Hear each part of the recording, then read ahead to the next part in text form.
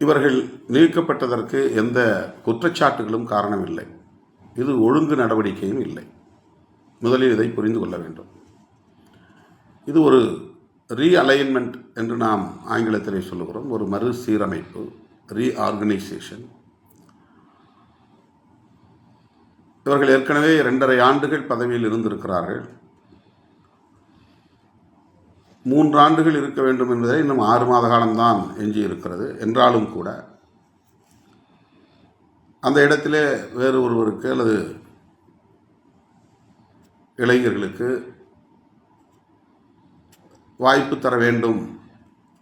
நீண்ட காலமாக அந்த இடங்களில் தொடர்ந்து தமக்கு மாவட்டம் வேண்டும் என்று வலியுறுத்தக்கூடியவர்களுக்கு வாய்ப்பு தர வேண்டும் என்கிற கோணத்தில் சில நடவடிக்கைகளை நாம் மேற்கொண்டிருக்கிறோம்.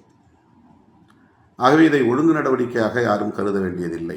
ஏதோ குற்றச்சாட்டின் அடிப்படையில் மேற்கொள்ளப்பட்ட நடவடிக்கையாகவும் கருத வேண்டியதில்லை. ஏதோ காரணத்தால் எடுத்துவிட்டார் என்று அதற்கு உள்நோக்கம் கற்பிக்க வேண்டிய அவசியம் இல்லை. யாரோ இன்ஃப்ளூயன்ஸ் செய்து சொல்லித்தான் அதை செய்துவிட்டார் என்று நீங்கள் கற்பனையாக ஒரு முடிவுக்கு வர வேண்டாம் என்று நான் தோழமையோடு கேட்டுக்கொள்கிறேன். அந்த 144 பேரில்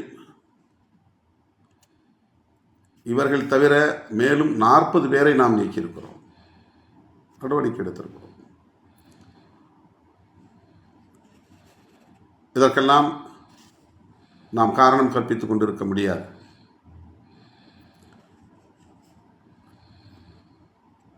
செய்யூரிலே தமிழினி, பொன்னிவளவன் இவர்களை நீக்கியதற்கு இவர்களே ஒரு காரணத்தை கற்பித்து